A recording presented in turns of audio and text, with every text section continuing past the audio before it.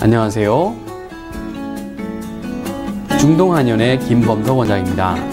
오늘은 우리 아이들에게서 살펴볼 수 있는 주의력 결핍 과잉 행동장애, 즉 ADHD에 대해서 살펴보도록 하겠습니다.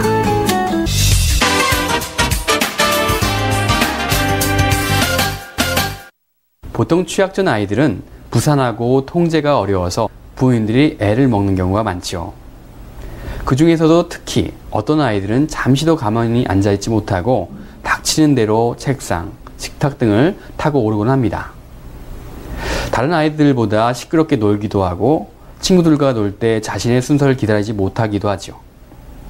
무례한 행동을 할 때가 많아서 친구를 사귀기도 어렵고 유치원 선생님 등으로부터 통제가 잘 안 되는 아이, 이렇게 낙인을 찍히기도 합니다.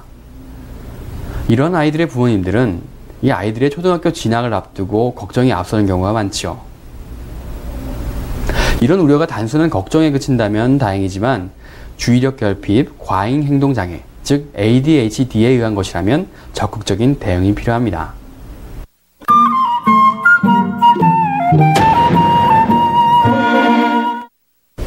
부산하게 뛰고 움직이는 과잉 행동장애 증상과 주의가 산만하고 집중력이 약해서 쉽게 실증을 내고 학업 능력이 떨어지며 감정 변화가 심하고 참을성이 없이 충동적 행동을 보이는 등의 특성을 나타내는 어린이가 학령기 어린이의 약 15% 정도인 것으로 알려져 있습니다. 이러한 상태가 바로 ADHD 이 상태인 것이죠. ADHD를 앓고 있는 아이들의 70%가 청소년기까지도 증상이 지속되기도 합니다. 초등학교 시절에 적절하게 치료받지 못하는 아동들은 기초학력의 부실 이외에도 자신감 결여, 우울증, 나쁜 행동 등의 행동장애를 유발하기도 하죠. 이러한 문제들이 중학교에 가서도 청소년기에 불안정성과 맞물려서 컴퓨터 중독이나 여러가지 좋지 않은 문제 행동으로 이어져서 심각한 청소년 문제로 악화되기가 쉽습니다. 결국 이러한 아이들의 50에서 65% 정도는 어른이 되어서도 증상이 지속돼서 사회생활을 하는데도 영향을 미치기도 하는 것이죠. 그렇다면 이렇게 심각한 ADHD에 대해서 좀 더 자세히 살펴보도록 할까요? ADHD는 크게 세 가지 유형으로 나눌 수 있습니다. 충동성과 과잉 행동만 있는 과잉 행동 충동 우세형과 부주의, 집중력 저하만 있는 주의력 결핍 우세형, 그리고 이 두 가지가 공존하는 복합형으로 나눌 수가 있습니다. 아울러 ADHD는 본연의 문제뿐만 아니라 대부분 여러 가지 다른 질환들을 동반하게 됩니다. 주의력이 산만한 증상이 단독으로 나타난 경우는 30% 정도에 불과하고 나머지는 불안장애, 틱장애, 뚜렛 증후군, 품행장애 등이 함께 나타나는 것이죠. 아울러 짜증이 늘고 자기 비판적이 되는 우울, 기분장애, 지능은 정상인데도 특정 영역에서 학습 수준에 이르지 못하는 학습장애도 나타납니다. 이러듯 ADHD를 앓고 있는 아동의 경우에는 많은 문제점을 가지고 있고 또 앞으로의 생활에도 큰 문제가 있기에 무엇보다도 조기 발견과 치료, 그리고 적절한 관리가 필요합니다. 이 방송을 보고 계시는 시청자 여러분들도 여러분 아이들의 행동이 정상 범위를 벗어나거나 ADHD가 의심된다면 다음의 기준을 살펴보시고 스스로 점검해 보시는 것은 어떨까요? ADHD는 다음과 같은 진단 기준에 의해서 진단이 됩니다. 첫 번째, 부주의로 실수를 잘하고 손발을 가만히 두지 못하고 앉은 자리에서 계속 꼼지락거리는 아이. 두 번째, 집중을 오래 유지하지 못하고 제자리에 있어야 할 때 마음대로 자리를 뜨는 아이.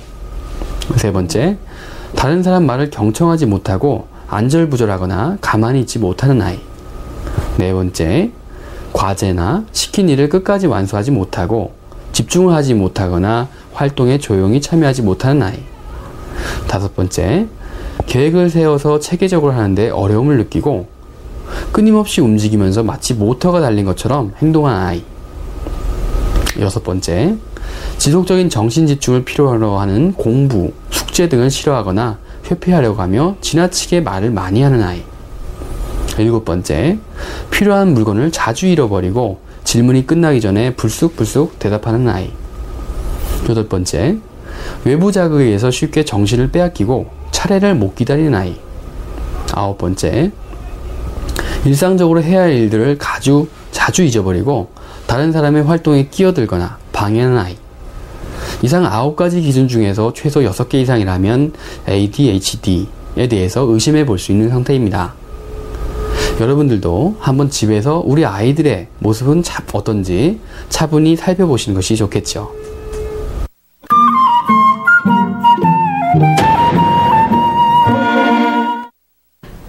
그렇다면 이런 ADHD는 왜 발생하는 걸까요? ADHD의 원인은 크게 2가지로 볼 수 있습니다.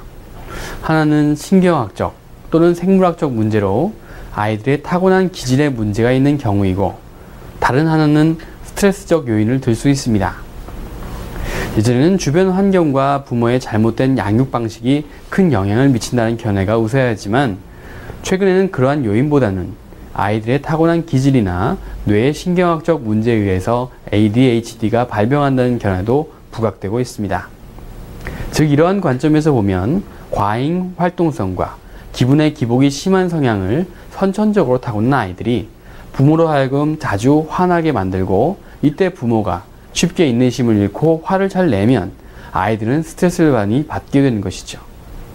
점차 아이들과 부모님의 관계가 악화되고 점차 파괴적이고 순종하지 않는 관계가 확립되면 아이들은 유치원이나 학교에 입학한 후에도 교사의 지시나 요구를 수용하지 않게 되고 종종 학교의 규칙을 위반하게 되는 것이죠. 아울러 최근에는 ADHD의 주요 원인으로 뇌의 실행 기능을 중요하게 여기고 있습니다. 뇌의 인지 기능은 언어, 시공간, 주의, 기억, 실행 능력 등으로 이루어지는데, ADHD 아동들은 이 중에서도 실행 기능에 문제가 높은 것으로 나타나고 있지요. 이러한 뇌의 문제를 바탕으로 주의 집중에 관계되는 신경 전달 물질에 작용하는 약물 치료가 대표적인 치료법으로 알려져 있습니다. 아울러 이런 약물 치료와 함께 아이를 이해하려는 부모의 노력과 놀이치료, 인지행동치료 등이 병행되는 것이 일반적인 치료로 행해지고 있습니다. 하지만 ADHD를 치료함에 가장 중시 여기는 약물 치료의 경우 식욕부진이나 불면 등의 부작용이 있을 수 있으며, 또한 ADHD를 일으키는 명확한 원인이 기전이 대해서 밝혀진 바가 부족하다 보니 이러한 방법으로 치료를 하다 보면 충분한 해결책이 되지 않고 있습니다.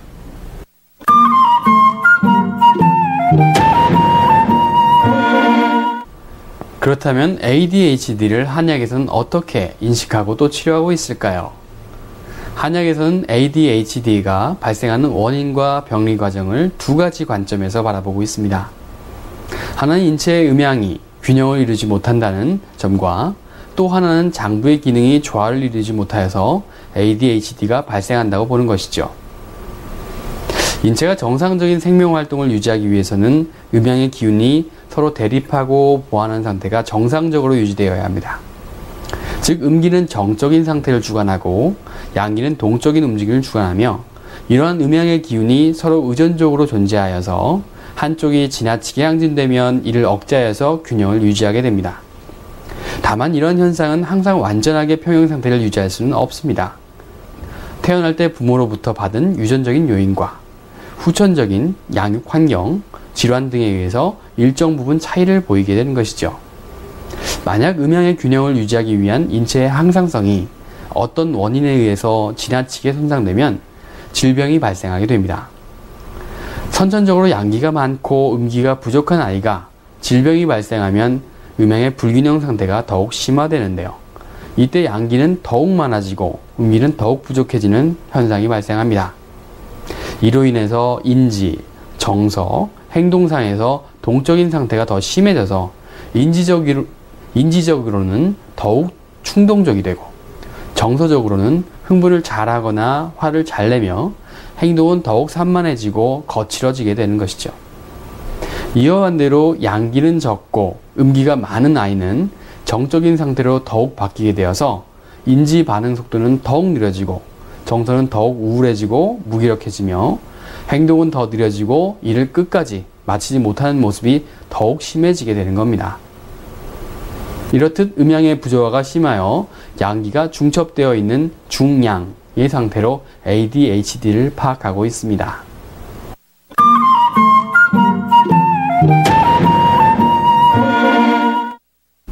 아울러 ADHD는 오장의 조화로운 상태와 장부와 밀접한 관련이 있습니다. 아동의 인지 및 정서, 행동, 신체상의 발달은 각각 그 기능을 담당하는 오장의 발달과 연관이 되어 있습니다. 그런데 이러한 오장의 발달 및 조화 상태가 깨지게 되면 여러 가지 좋지 않은 상황이 발생하게 됩니다. 예를 들어서 오장 중에서 간장의 발달이 제대로 이루어지지 않는 아이는 인지적으로 충동적이고 정서적으로는 짜증과 신경질, 분노감을 많이 드러내며 행동적으로는 충동적이고 공격적인 행동과 과잉 행동을 많이 보입니다. 또한 스트레스를 받을 때에는 복통, 소화불량, 두통, 어지러움 등의 신체적인 증상을 많이 호소하고 틱, 경련, 경기, 간질, 야경증 등과 같은 신경학적인 증상들도 자주 보이게 됩니다.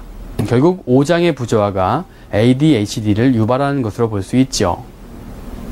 이렇듯 한의학적으로 ADHD를 치료하는 것은 음양의 불균형을 바로잡고 장부의 기능과 기혈의 관계를 정상적으로 회복하는 것이 근본적인 접근 방법이 됩니다.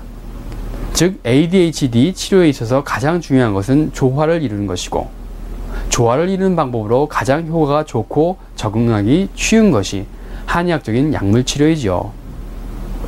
이렇듯 아이들의 지나치게 항진된 부조화 상태를 개선해주고 정서와 인지 발달에 도움이 되는 치료를 함께하면 까다로운 기질이 부드러워지고 체질이 개선되며 균형 있는 성장과 발달이 이루어지게 되는 것이죠.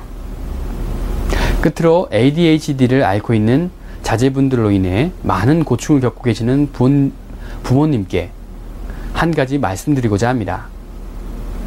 아이가 친구들과 자주 다투거나 대인관계에서 피해의식을 느끼는 행동을 보이면 부모님들은 흔히 아이의 행동을 비난하고 야단치기가 쉽습니다. 그러면 아이의 부정적인 행동은 더욱 커집니다. 이때 부모님들은 무엇보다 먼저 좌절감을 느끼고 있을 아이의 감정을 어루만져 주어야 합니다.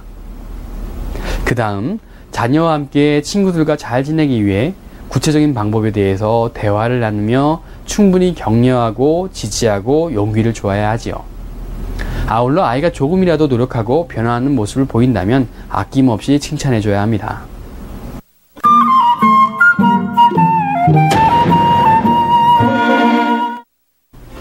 이제까지 ADHD에 대해서 알아보았습니다.